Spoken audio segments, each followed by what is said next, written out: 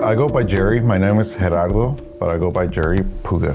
Oh my God. It started around, I want to say 7, 8 o'clock at night. That's when, I don't even remember who told me there was a fire that broke out in Altadena.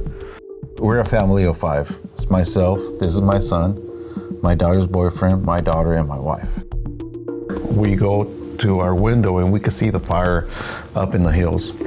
And then because of the wind, my wife was already a little nervous and she was asking if we should leave the house, if we should evacuate. And I was like, no, we're far away from the mountains.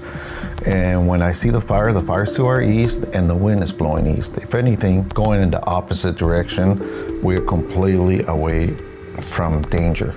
Around that time, the power went out, so we had no more power at the house.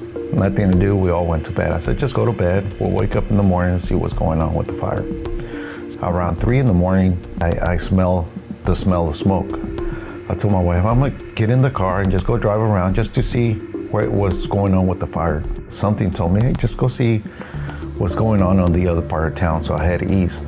Once I got to the east side of town, that's when I first saw houses on fire, already houses on fire. And the wind is blowing, and I see the amber cast just blowing sideways, and it's raining ambers, basically. And at that point, I see that wind is blowing everything in that direction towards my house. Right away, I call my wife. I say, hey, I need you and my daughter to get in the car and take off. I get home, we get the girls ready, they pack, they just basically change their clothes and get going. At this point, it's just me and my son. We look over to our neighbor's house, and our neighbor's house is already engulfed in flames. And that was my trigger point. I was like, we're not gonna be able to put that fire out, and that fire is gonna catch my house on fire, and we're not gonna be able to do much with 2 garden hoses. So I told him, hey, just get in the car and let's go. So we both got on our cars, driving. We're driving, we can't really even see ahead 5 feet from us because the smoke, the visibility is gone, basically. So the good thing, nobody's on the road, so we managed just to kind of get out of Altadena towards Pasadena. We get to a better area, park one of the cars, and I told them, hey, let's just drive around, let for the wind to pass by, and then we'll come back to the house, and then we figure out what we could do. An hour later, we come back, and we get to the house, and now my house is completely engulfed in flames. At that point, I told them there's nothing we could do. About an hour or so later, we come back to Pasadena. We're like, hey, let's go see what's going on, what we could do, check on the house, see if there's anything to salvage. There was nothing to salvage at my house. Everything was burnt to the ground. As we drive around, and we see if anybody needed help, if anything we could do. Careful.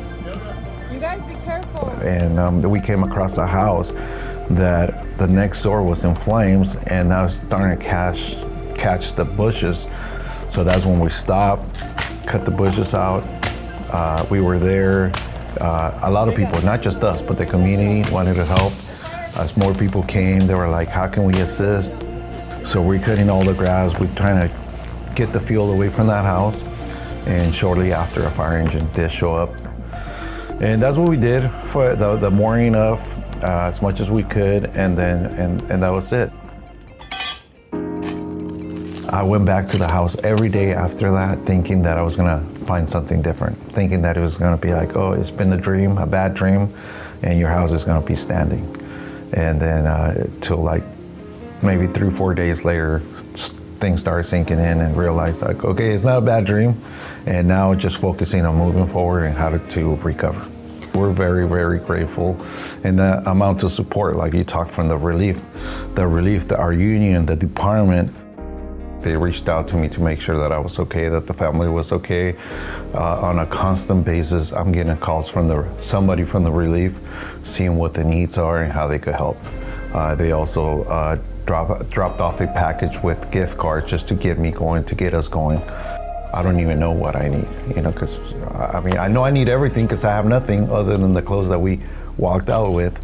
Having that support, that constant somebody checking on you is humbling and definitely an overwhelming experience in itself. Everybody's just focusing now on moving forward.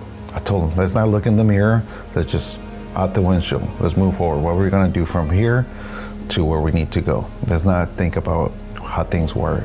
So right now we're just focusing on the recovery part.